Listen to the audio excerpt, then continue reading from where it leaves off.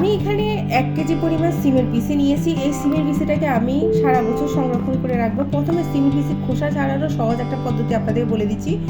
সিমের বিচির মধ্যে আমি পর্যাপ্ত পরিমাণ পানি দিয়ে দিব, তারপর 2 টেবিল চামচ লবণ দিয়ে দিচ্ছি। লবণ দিয়ে সিমের বিচিটাকে ভালোভাবে লবণের পানির সাথে মিশিয়ে দিচ্ছি। মিশিয়ে টোটাল 10 মিনিট রাখবো। 10 মিনিট রাখার পরে আমি খুব সহজেই এই সিমের বিচির খোসাটা ছাড়িয়ে নিতে পারবো। তো 10 মিনিট হয়ে গেছে। 10 মিনিট পরে এখন আমি দেখুন খুব সহজে সিমের বিচির থেকে বিচিটা আলাদা করে খোসাটা ছাড়িয়ে নিতে পারছি। লবণ দিলে খুব সহজে সিমের বিচি থেকে খোসা ছাড়ানো যায়। দেখুন, তো এইভাবে আমি সবগুলো সিমের বিচি খোসা ছাড়িয়ে নিচ্ছি।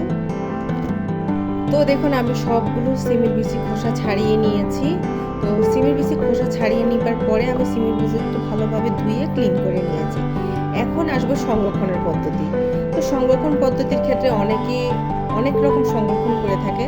তো আমি শুধু 2টা পদ্ধতি আপনাদেরকে বলবো। প্রথম পদ্ধতি হচ্ছে আপনারা খোসা সহ সিমের বিচিটাকে 2 মিনিট সেদ্ধ করে আপনারা ডিপ ফ্রিজে সংরক্ষণ করে রাখতে পারেন। আর দ্বিতীয় পদ্ধতিটা আমি দেখাচ্ছি।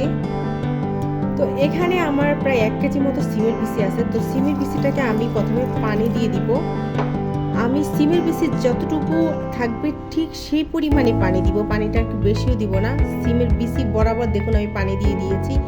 এই অবস্থায় ডিপ ফ্রিজে আপনারা সারা বছর সংরক্ষণ করতে পারবেন। যদি আপনি নরমালে রাখতে চান তাহলে এভাবে পানি দিয়ে আপনি 7 দিন নরমালে রাখতে পারেন।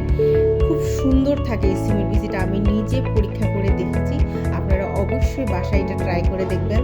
তো এরপর এভাবে একটা ঢাকনা দিয়ে আপনি ডিপ ফ্রিজে 1 বছরের জন্য সংরক্ষণ করতে পারেন। যদি আপনি নরমালে রাখেন তাহলে সেক্ষেত্রে আপনি 7 দিনের বেশি রাখবেন না, 7 দিন পরে আপনি খেয়ে ফেলবেন।